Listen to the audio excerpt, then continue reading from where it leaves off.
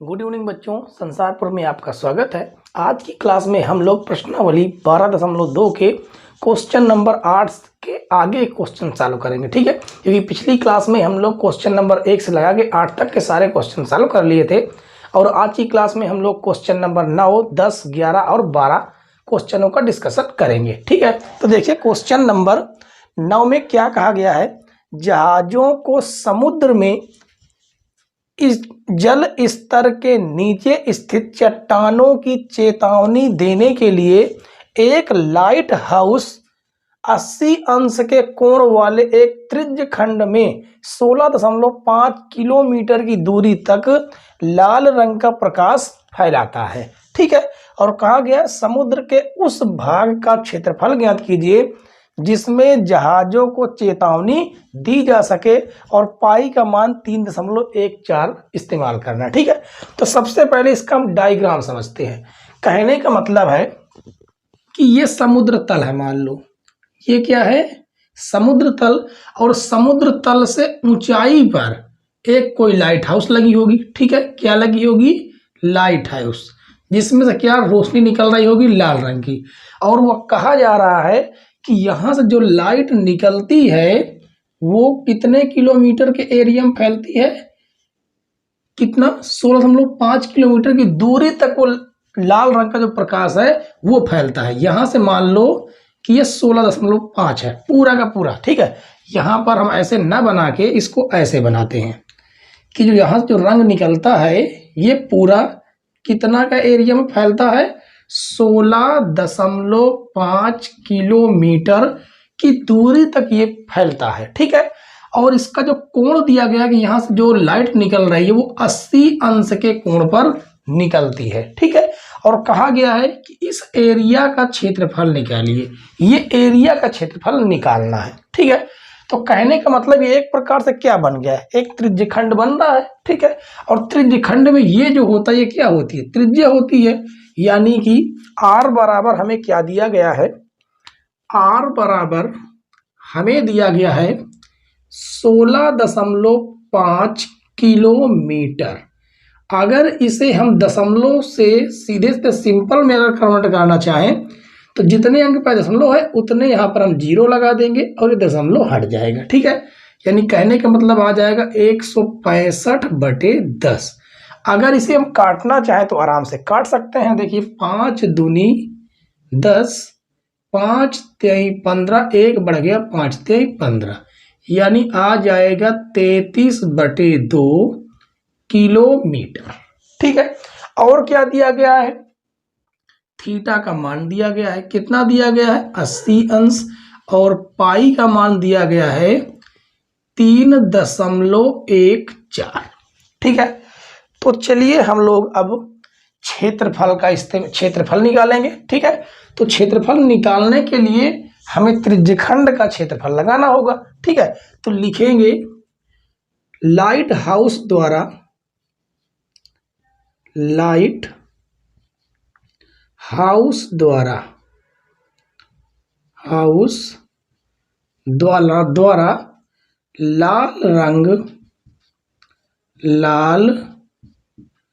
रंग क्या कहा गया है, लाल रंग प्रकाश फैलाता है। ठीक है, लाल रंग का प्रकाश फैलाता है। समुद्र के उस भाग का क्षेत्रफल ज्ञात कीजिए जिसमें जहाजों को चेतावनी दी जा सके। तो लाइट हाउस द्वारा लाल रंग द्वारा जहाजों को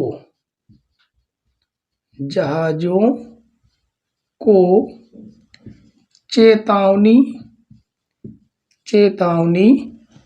दी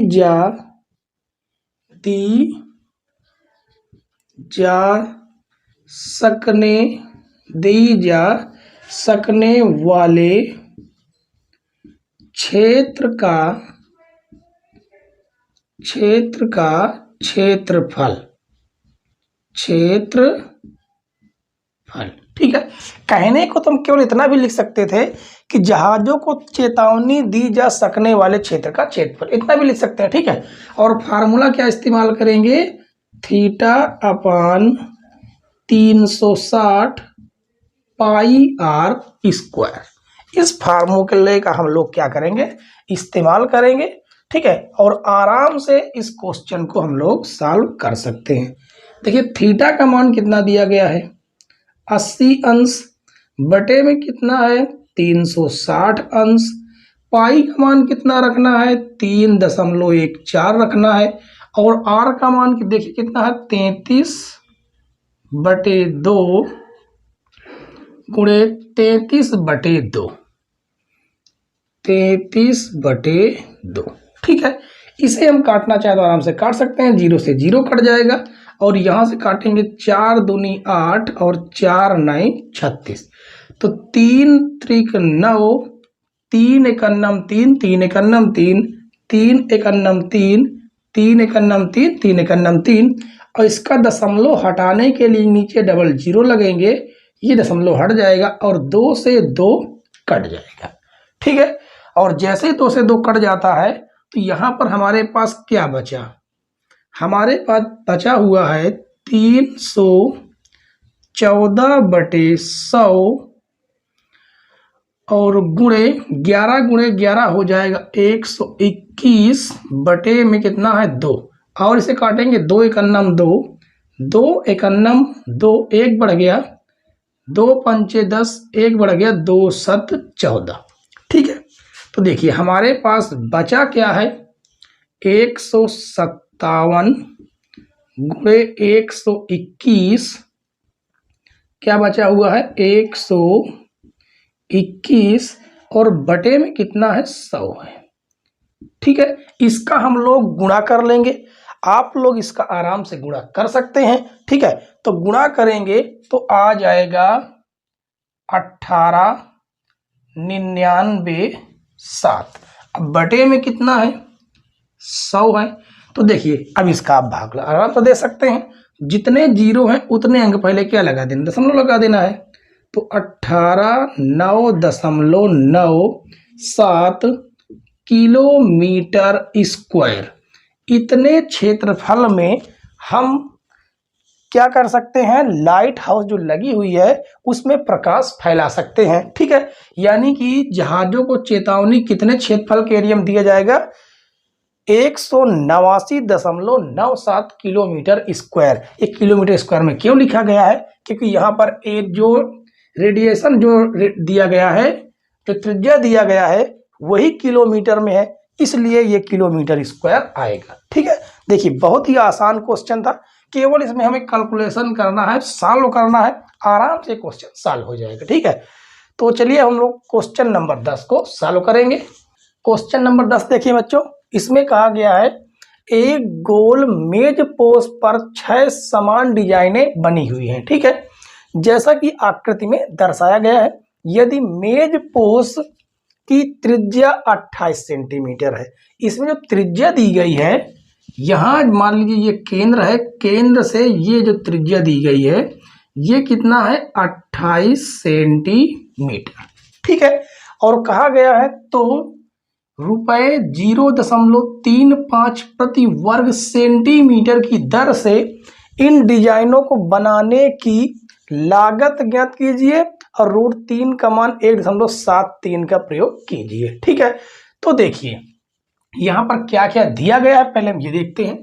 त्रिज्या हमें कितनी दी गई है 28 सेंटीमीटर, तो 28 सेंटीमीटर, और उसके बाद हमें √3 का मान दिया गया है, तो √3 का मान रखेंगे 1.7, और यहाँ पर जो दर दी गई है वो कितना दिया गया है 0.35 प्रति सेंटीमीटर स्क्वायर। ठीक है, प्रति वर्ग सेंटीमीटर का मतलब यही है कि प्रति सेंटीमीटर स्क्वायर। ठीक है, तो हमें यहाँ पर लागत ज्ञात करना है, क्या ज्ञात करना है लागत, तो लिखेंगे लागत, ये हमें ज्ञात करना है। ठीक है, तो सबसे पहले हमें एरिया पता होना चाहिए कि हमारी जो डिजाइन बनी है वो कितने में बनी हुई है। ठीक है, तो देखिए डिजाइन पता करने के लिए अगर आप इसे ऐसे मिलाएंगे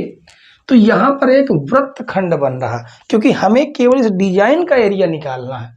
इस तरह कितनी डिजाइनें हैं 6 डिजाइन है, 1 2 3 4 5 6, तो केवल हमें इतना निकालना है और इसे ही हम क्या बोलते हैं, वृत्तखंड। क्या बोलते हैं, वृत्तखंड। और अगर पूरे का एरिया निकालना होता तो उसे हम बोलते हैं त्रिज्यखंड। ठीक है, तो वृत्तखंड का हमने आपको फार्मूला बता रखा है। तो सबसे पहले हम क्या लिखेंगे, 6 डिजाइनों का क्षेत्रफल। ठीक है, तो यहां पर लिखेंगे 6 डिजाइनों का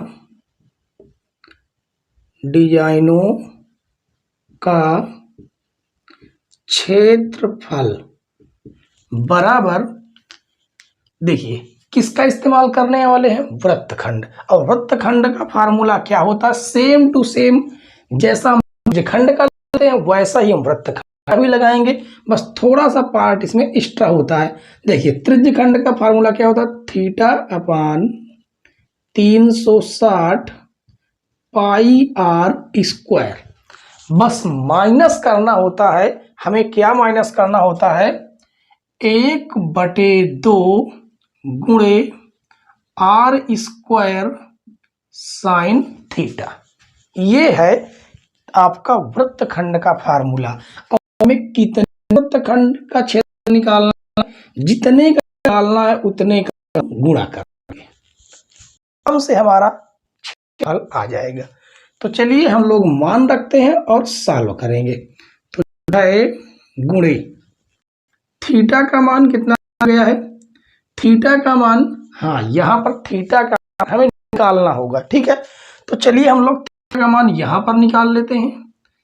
थीटा बराबर, आपको पता है कि इस पूरे क्षेत्र, इस पूरे वृत्त में कितना फार्मूला, कितना थीटा बनेगा, 360।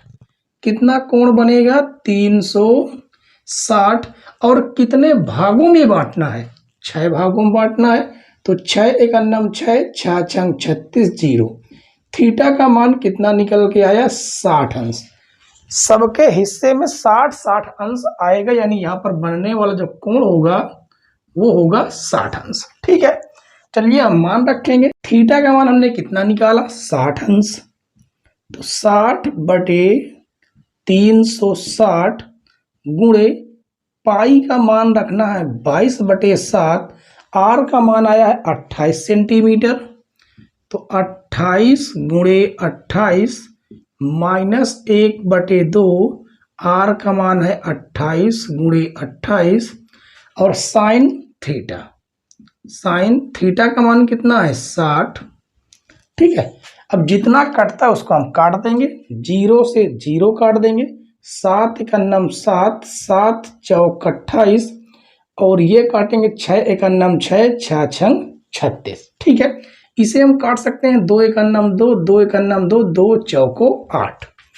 अब हम इसे लिखेंगे 6 गुणे, देखिए 6 के अंदर गुणा करा देंगे। ठीक है, तो बटे में देखिए कितना है, यहाँ पर लिख सकते हैं 22/6 गुणे 4 गुणे 28 माइनस 14 गुणे 28 गुणे साइन 60 का मान हो जाएगा √3/2।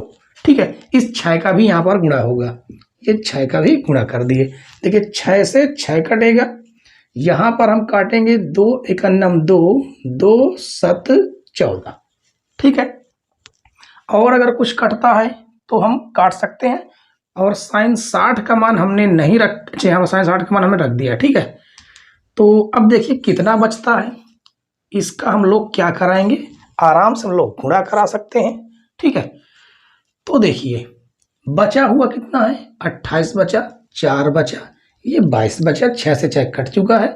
तो 4 दूनी 8 और 4 दूनी 8 गुणे हो जाएगा 28 माइनस, यहाँ पर देखिए 14 बचा था, हमने 2 से और काट दिया, 28 हो गया। साइन 60 का मान √3/2, और 6 का हमने यहाँ पर गुणा किया है, तो ये हो जाएगा 7 चौक 28 के 8। कितना हो जाएगा, 7 चौक 28 के 8 हासिल 2, 7 दूनी 14, 14 2 16 गुणे 6 गुणे √3। ठीक है, और थोड़ा आगे हम सॉल्व करेंगे। देखिए अब आप यहाँ पर केवल गुणा हमें कराना है, गुणा आप आराम से करवा सकते हैं। तो 88 और गुणे 28 करेंगे तो आ जाएगा 2464 माइनस इसका हम लोग गुणा कराएंगे तो आ जाएगा 1999। कितना आ जाएगा 1176 गुणे रूट 3 का मान रखेंगे 1.7 क्योंकि यहाँ पर दिया गया है। ठीक है, अब आगे इसे हम लोग सॉल्व करेंगे तो ये तो हो गया 2464 माइनस 1.7 का इसमें हम लोग अगर हम गुणा कर लेंगे तो गुणा करेंगे तो आ जाएगा 1999.2। अब हमें इसको घटा लेना है। ठीक है, तो 2464 से हम 1999.2 को अगर हम घटाएंगे तो कितना आ जाएगा कितना 464.8 सेंटीमीटर स्क्वायर। ठीक है, ये तो आया एरिया निकल के जितनी डिजाइनें बनी हुई हैं उसका क्षेत्रफल। ठीक है, तो देखिए अब हमें क्या करना है, अब हमें लागत निकालना है। क्या निकालना है? लागत। और लागत बराबर फार्मूला होता है क्षेत्रफल गुणे दर। ठीक है, तो देखिए क्षेत्रफल तो आप तक कितना है, आपका क्षेत्रफल है 464.8 गुणे और दर कितना दिया गया है, दर दिया गया है 0.35। अब इसे आप लोग अगर गुणा करेंगे, आप लोग गुणा आराम से करवा सकते हैं। ठीक है, इसका हम लोग अगर गुणा करेंगे तो आ जाएगा 162.68 रुपये और यही हमारा क्या हो जाएगा आंसर। ठीक है बच्चों, तो देखिए बहुत ही आसान क्वेश्चन था। केवल हमें क्या करना था, हमें यहाँ पर वृत्तखंड का फार्मूला लगाना था और यहाँ पर 6 का गुणा करना था। क्यों गुणा करना था? क्योंकि हमें 6 डिजाइनों का क्षेत्रफल निकालना था। ठीक है, और मान रखकर सॉल्व करेंगे तो हमारे पास जो एरिया निकल के आया कितना है 464.8 और हमने लगाया लागत का फार्मूला क्षेत्रफल गुणे दर। तो ये हमने रखा क्षेत्रफल और दर है 0.35, आपस में गुणा किए तो 162.68 रुपये निकल के आया। ठीक है, तो चलिए अब हम लोग सॉल्व करेंगे इसके अगले क्वेश्चन 11 जो अन्य महत्वपूर्ण क्वेश्चन है। ठीक है, क्वेश्चन नंबर 11 देखिए बच्चों, इसमें कहा गया है कि एक 5 सेंटीमीटर त्रिज्या वाली पुली के चारों ओर लचीली बेल्ट चढ़ाई गई है। ठीक है, ये एक पुली है, इस पुली के चारों ओर क्या चढ़ाई गई है, एक बेल्ट चढ़ाई गई है। बेल्ट के एक बिंदु को पुली के केंद्र ओ से सीधा P बिंदु तक 10 सेंटीमीटर तक खींचा गया। देखिए O से P तक कितना है 10 सेंटीमीटर खींचा गया है। पुली के रिम पर बचे हुए बेल्ट की लंबाई ज्ञात कीजिए। तो देखिए यहां से यहां तक की जो लंबाई है, यहां पर ही बेल्ट चढ़ा हुआ है।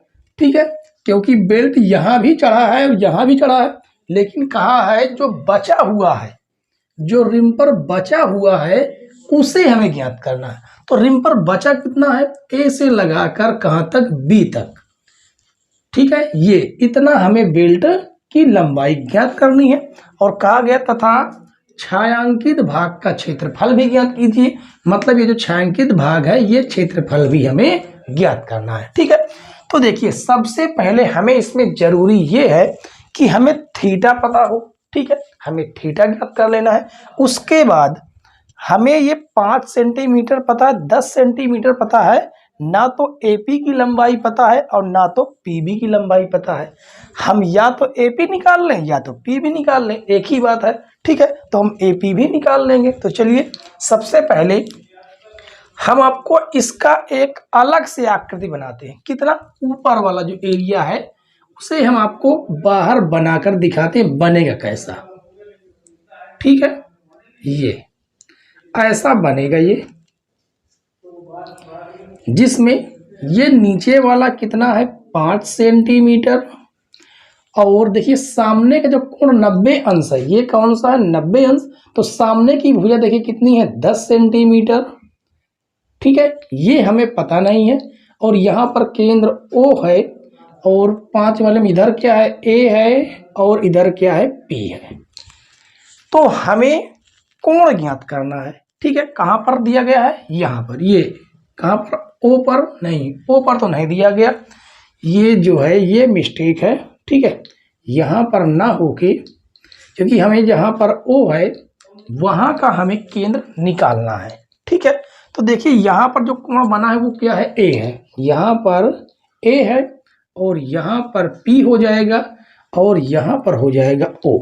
तो हमें ये वाला कोण ज्ञात करना है। ठीक है, तो देखिए देखिए A के सामने वाली भुजा 10 है, तो यहाँ पर देखिए 10 है। ठीक है, और उसके बाद थीटा के सामने वाला AP है, थीटा के सामने वाला क्या है, थीटा के सामने वाला OP है, तो देखिए O, अच्छा ये OP होना चाहिए। ठीक है, तो यहाँ पर होगा O, यहाँ पर हो जाएगा O, और यहाँ पर हो जाएगा P। अब आप मिला सकते हैं। ऐसी आकृति हमने, ये ऊपर वाली जो आकृति है इसको बाहर हमने आपको बना दिया है। ठीक है, इससे हमें ये फायदा होगा कि आराम से हम थीटा निकाल सकते हैं और AP निकाल सकते हैं। ठीक है, तो हमें दिया क्या क्या गया है, देखिए आधार दिया गया है और कण दिया गया है। क्या दिया गया है, हमें आधार दिया गया है, आधार, और क्या दिया गया है, आधार दिया गया है 5 सेंटीमीटर, और हमें जो कण दिया गया है वो है 10 सेंटीमीटर। ठीक है, इसकी सहायता से हम लोग कोण निकालेंगे। और कोण हम कैसे निकालेंगे, जिसमें हमें आधार और कण दिया हो वो कौन सी चीज है, जैसे हमने त्रिकोणमिति पढ़ा था, क्योंकि त्रिकोणमिति हमने क्या पढ़ा था, cos थीटा बराबर आधार बटे कण, ये हमने पढ़ा था। अगर आपने हमारी पिछली त्रिकोणमिति की वीडियो नहीं देखी है तो प्लीज उन्हें जाकर आप जरूर देखिए। प्रश्नावली 8.1 में हमने ये सारे क्वेश्चन, सारे फार्मूले आपको बता रखे हैं। ठीक है, तो देखिए, तो आ जाएगा cos थीटा की वैल्यू कितनी है, हमें थीटा ही ज्ञात करना है। आधार हमें दिया गया है 5 और कण दिया गया है 10, तो 5 का नाम 5, 5 दूनी 10, तो यहाँ से cos थीटा बराबर आया 1/2। ठीक है, तो cos थीटा के रूप में 1/2 कितने का मान है, ये cos 60 का मान, cos से cos कट जाएगा, तो थीटा की वैल्यू कितनी निकल के आई 60 अंश। यानी हमारे पास थीटा पता चल गया कितना 60 अंश, तो यहाँ पर हम रख सकते हैं 60 अंश। ठीक है, उसके बाद हमें अभी AP भी ज्ञात करना है, तो इसके लिए हम लोग पाइथागोरस प्रमेय का इस्तेमाल कर सकते हैं। कौन सा, कर्ण का स्क्वायर बराबर आधार का स्क्वायर, आधार का स्क्वायर प्लस लंब का स्क्वायर। ठीक है, तो देखिए कर्ण हमको दिया गया है 10, उसका स्क्वायर, आधार दिया गया है 5 का स्क्वायर, लंब हमें क्या करना है, ज्ञात करना है। तो 10 का स्क्वायर हम लोग कर देंगे 100 आ जाएगा, और इधर आ जाएगा 25 प्लस लंब AP है, तो AP का होल स्क्वायर, तो ये हो जाएगा 100, इधर आ जाएगा 25, कितना आ जाएगा 25 बराबर हो जाएगा AP का होल स्क्वायर, तो 100 से 25 घटाएंगे कितना आ जाएगा 75, इधर से अगर हम लोग स्क्वायर हटा देंगे तो ये हो जाएगा अंडर रूट, और 75 को हम लोग क्या लिख सकते हैं, 25 × 3 बराबर AP, तो AP बराबर हमें क्या प्राप्त होगा, 25 से हम लोग निकाल लेंगे कितना, 5 निकल आएगा, क्योंकि 25 5 का वर्गमूल है, अंदर क्या रहेगा अंडर रूट 3। तो AP की वैल्यू हमें क्या पता चली, 5 अंडर रूट 3, यहाँ पर हम लिखेंगे 5 अंडर रूट 3। ठीक है, तो देखिए यहाँ से हमने दो चीजें निकाली, एक तो हमने थीटा का मान निकाला और दूसरा हमने AP की लंबाई निकाली। ठीक है, तो देखिए अब इसे हम लोग साफ कर देंगे। ठीक है, उसके बाद हम लोग क्या निकालेंगे, उसके बाद हम लोग इस बेल्ट की इस बेल्ट की लंबाई निकालेंगे और उसके बाद इसका हम लोग क्षेत्रफल निकालेंगे। ठीक है, तो चलिए इसको हम लोग साफ कर देते हैं। अब देखिए एक्स्ट्रा पार्ट हमने साफ कर दिया है। ठीक है, अब देखेंगे हमें क्या क्या दिया गया है। तो देखिए हमें त्रिज्या दी गई है। त्रिज्या कितनी दी गई है? 5 सेंटीमीटर। तो यहाँ पर हम लिखेंगे r बराबर 5 सेंटीमीटर। ठीक है, उसके बाद और क्या दिया गया है? 10 सेंटीमीटर तो खींचा गया, यानी ये ओपी हमें 10 सेंटीमीटर दिया गया है। इसे भी हम लोग लिख लेंगे ओपी बराबर 10 सेंटीमीटर। और उसके बाद एपी कितना दिया गया है? एपी बराबर 5 अंडर रूट 3 सेंटीमीटर दिया गया है। ठीक है, और उसके बाद हमें ओ ए, एक ही बात है, चाहे त्रिज्या लिखें या ओ ए लिखें, एक ही बात है। ठीक है, अब हम यहाँ पर सबसे पहले हमें क्या ज्ञात करना है? हमें इसको ज्ञात कर लेंगे। यहाँ पर देखिए ये 60, तो ये भी कितना होगा? 60 अंश होगा। ठीक है, ये भी कितना हो जाएगा? 60। टोटल मिला के कितना हो जाएगा? 120 अंश। तो ये बचा हुआ कोण कितना हो जाएगा? क्योंकि टोटल बनेगा 360। अगर 360 से 120 हम लोग घटाएंगे तो कितना बच जाएगा? बच जाएगा 240। ठीक है, कितना बच जाएगा? 240 अंश। तो हमें इसकी परिधि ही तो ज्ञात करनी है, मतलब कि इसकी लंबाई। और हमने आपको फार्मूला बताया था चाप की लंबाई का फार्मूला। ठीक है, तो यहाँ पर चाप की लंबाई का ही फार्मूला लगेगा, क्योंकि यहाँ पर हम बेल्ट की लंबाई निकाल रहे हैं। तो लिखेंगे बेल्ट की लंबाई, बेल्ट की लंबाई बराबर क्या लगेगा फार्मूला? थीटा अपान 360 गुणे 2 पाई आर। ये हमारा क्या है? लंबाई का फार्मूला है, चाप की लंबाई का फार्मूला है। ठीक है, तो थीटा कितना देखिए 240 है। ठीक है, तो यहाँ पर लिखेंगे 240 अंश बटे 360 अंश गुणे 2 गुणे पाई गुणे आर का मान कितना है? 5 सेंटीमीटर। 0 से 0 काट देंगे और 6 चौको 24, 6 छंग 36।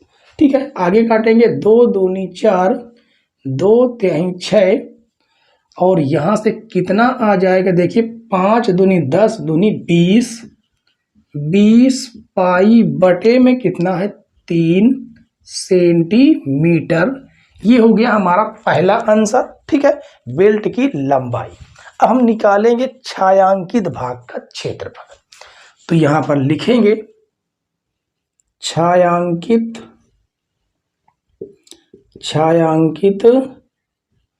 भाग का क्षेत्रफल बराबर, आपको यहां से अच्छे से समझने की जरूरत है। ठीक है, इसे थोड़ा सा हम लोग ऊपर लिख देते हैं ताकि आप इसे यहाँ करना समझने लगे। ठीक है, अब देखिए अगर हम केवल ऊपर वाले की बात करें, आपको हम दोबारा इस आकृति को बनाकर दिखा देते हैं। ठीक है, ताकि आप कंफ्यूज ना हो। ठीक है, तो देखिए ये वाला कोण कितना आया है? 60 अंश आया है। ठीक है, ये कितना आया है? 60 अंश आया है। और ये कितना है? ये हमारा है कितना? ये देखिए यहाँ पर हो जाएगा P और यहाँ पर हो जाएगा O और यहाँ पर A हो जाएगा। ठीक है, यहाँ पर A हो जाएगा, यहाँ पर A और यहाँ पर देखिए यहाँ पर A हो गया। उसके बाद यहाँ पर हो जाएगा क्या? O हो जाएगा, यहाँ पर हो जाएगा क्या हो जाएगा? यहाँ पर P हो जाएगा। ठीक है, तो यहाँ पर आप गौर से देखिए A यहाँ पर 19 डिग्री कोण बन रहा है। ठीक है, 19 डिग्री के सामने वाली भुजा कितनी है? देखिए 10 है। ठीक है, और P के सामने वाली भुजा कितनी है? 5 है। ये कितनी है? 5। और ये कितनी आई है? ये AP है और ये है 5 अंडर रूट 3। ठीक है, और देखिए यहाँ पर छायांकित भाग कितना है? हमें उसी को छायांकित करना है। ठीक है, तो देखिए ऐसे छायांकित है, इस तरह से ऐसे करके छायांकित है, यानी ये वाला एरिया छायांकित है। ठीक है, अगर मान लो इसे हमें निकालना है तो पहले हम इस त्रिभुज का क्षेत्रफल निकालेंगे, त्रिभुज के क्षेत्रफल से इस वाले एरिया को घटा देंगे, और ये एरिया है क्या, ये एरिया त्रिज्यखंड है। ठीक है, और इस तरह के कितने भाग हैं, 2 भाग हैं, तो हम पहले एक भाग का निकालेंगे, उसके बाद 2 का गुणा करा देंगे, दोनों एरिया आराम से निकाल सकते हैं। ठीक है, तो लिखेंगे छायांकित भाग का क्षेत्रफल बराबर त्रिभुज AOP का क्षेत्रफल, त्रिभुज AOP का क्षेत्रफल माइनस करना होगा किसको, त्रिज्यखंड का क्षेत्रफल। और त्रिज्यखंड कौन सा है, ये बना हुआ है त्रिज्यखंड, तो यहां पर लिखेंगे माइनस त्रिज्यखंड का क्षेत्रफल। ये तो हमारा केवल एक का निकल के आएगा ऊपर का, अगर दोनों निकालना है तो हमें क्या करना होगा, 2 से मल्टीप्लाई कराना होगा बस। अब हमें केवल मान रखना है।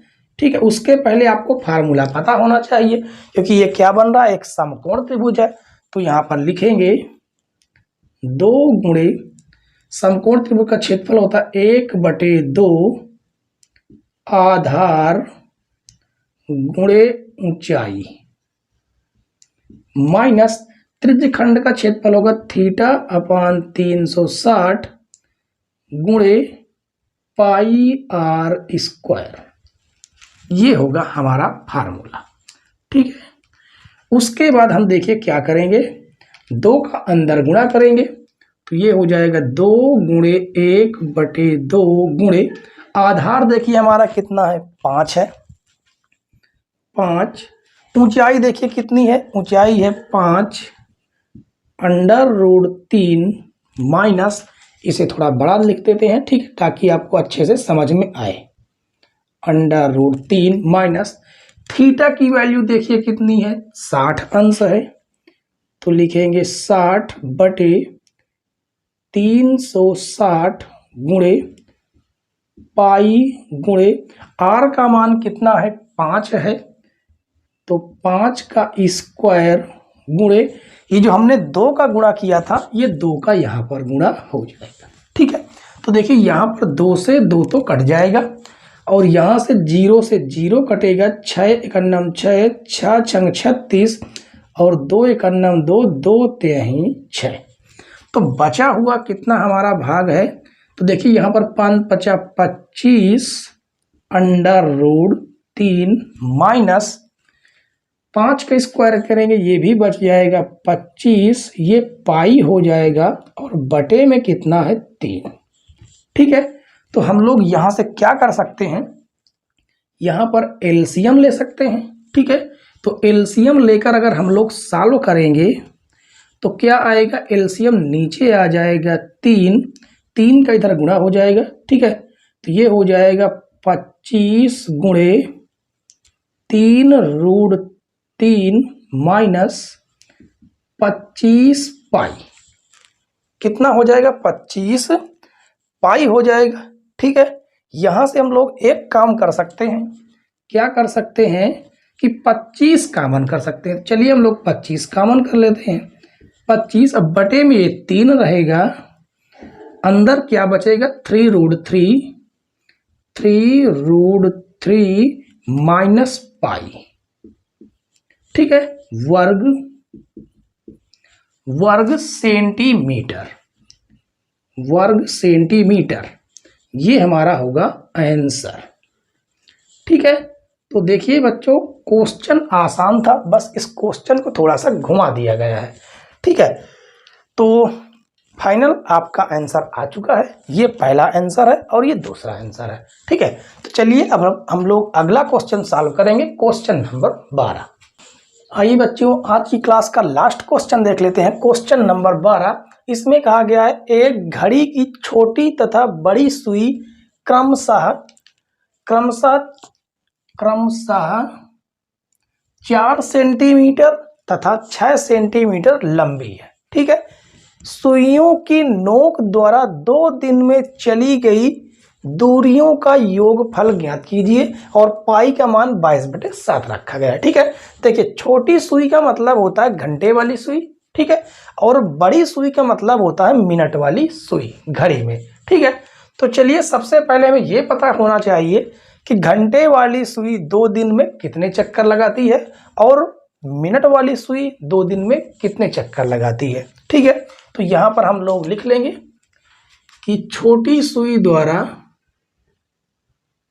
2 दिन में लगाए गए चक्करों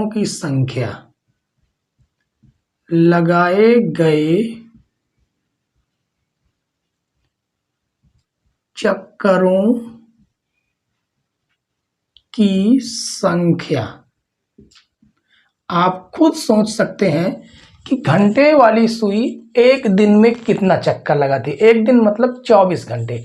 आपको पता होगा कि जब घंटे वाली सुई मान लीजिए 3 बजे है और वो सुबह के मान लीजिए 3 बजे और पूरा चक्कर लगा देती है, फिर 3 बजे आ जाती है, तब जाके हमारा 12 घंटा पूरा होता है। ठीक है, और फिर उसके बाद दोबारा फिर पूरा चक्कर लगा देती है, तो यानी पूरे 24 घंटे पूरे होते हैं, यानी 24 घंटे में 2 बार, तो 2 दिन का मतलब हो गया 48 घंटे। तो 48 घंटे में कितने चक्कर लगाएगी? 4 चक्कर। कितने लगा देगी? 4 चक्कर। इसी तरह बड़ी सुई द्वारा क्या लिखेंगे? बड़ी सुई द्वारा 2 दिन में लगाए गए चक्करों की संख्या। आपको पता है कि मिनट वाली सुई 12 घंटे में 12 चक्कर लगाती है, तो 24 घंटे में 24 चक्कर और 48 घंटे में 48 चक्कर लगाएगी। कितने? 48 चक्कर।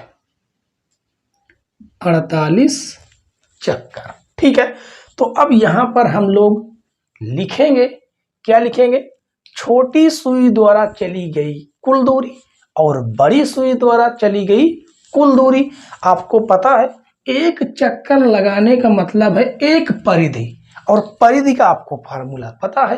ठीक है, तो यहां पर हम सीधा डायरेक्ट क्या कर सकते हैं? दोनों सुइयों द्वारा चली गई कुल दूरी निकाल सकते हैं। ठीक है, तो यहां पर सीधे लिखेंगे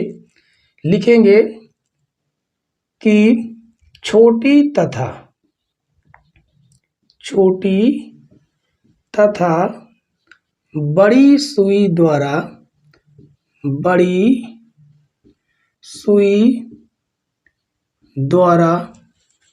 चली गई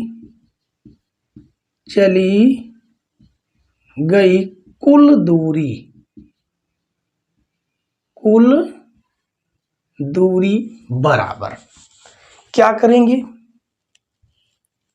यहां पर हमने 2 सुइयां ली हैं, तो छोटी सुई द्वारा चली गई कुल दूरी निकालेंगे और बड़ी सुई द्वारा चली गई कुल दूरी निकालेंगे। ठीक है, तो छोटी तथा बड़ी सुई द्वारा चली गई कुल दूरी। तो पहले छोटी सुई कितने चक्कर लगा रही? 4 गुणे परिधि। क्या लगेगा?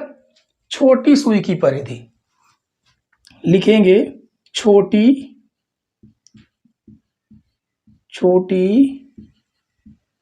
सुई की परिधि। ठीक है, और उसके बाद हमें कर देना है प्लस। अब हमें क्या करना होगा? बड़ी सुई द्वारा कितने चक्कर लगाया जा रहा है? 48 चक्कर। तो लिखेंगे 48 गुणे बड़ी सुई की परिधि।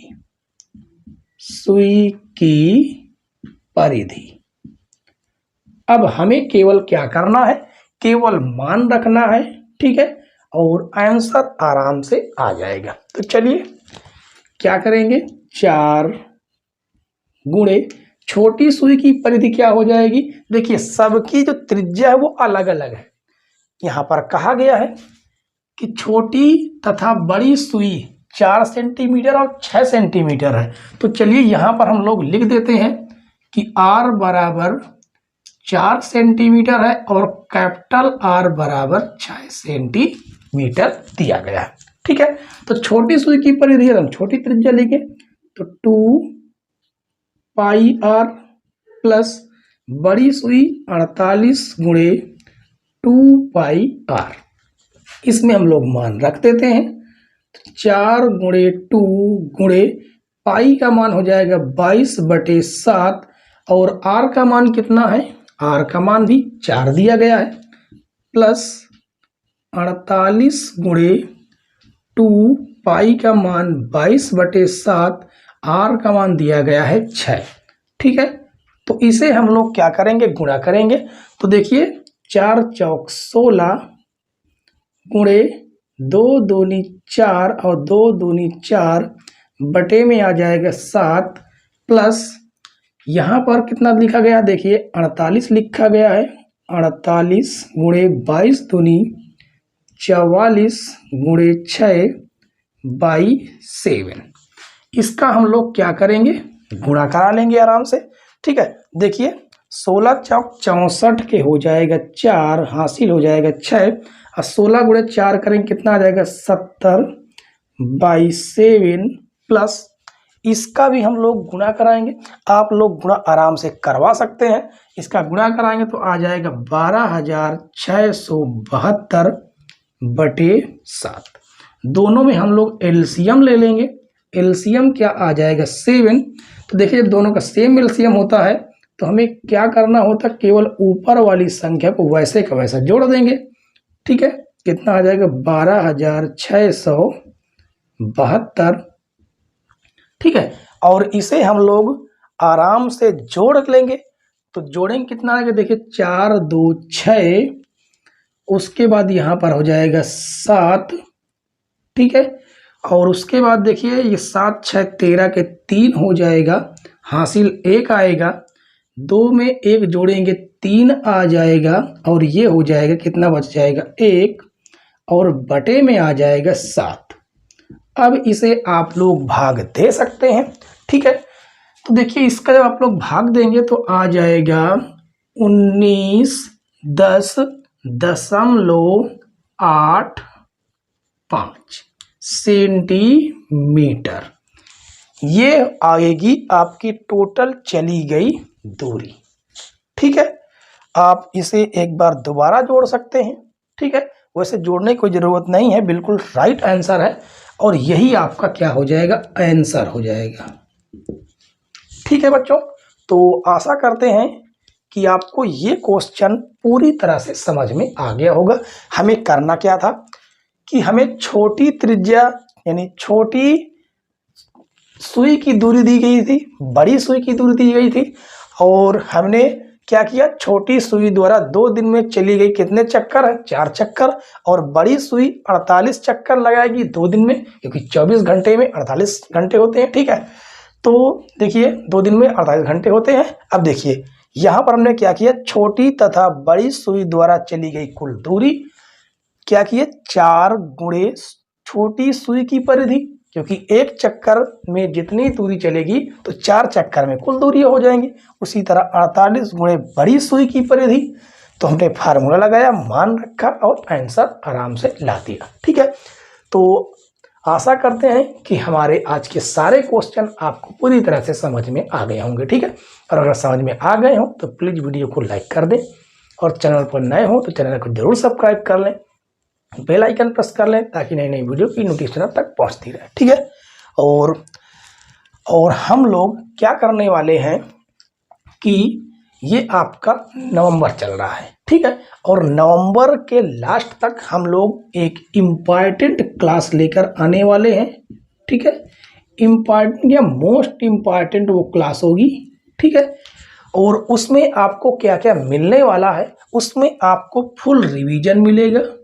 उसमें क्या मिलेगा, आपको फुल रिवीजन मिलेगा, इम्पॉर्टेंट क्वेश्चन मिलेंगे और प्रीवियस क्वेश्चन मिलेंगे। कौन से प्रीवियस क्वेश्चन, जो पेपर में पिछले सन में आए हुए हैं।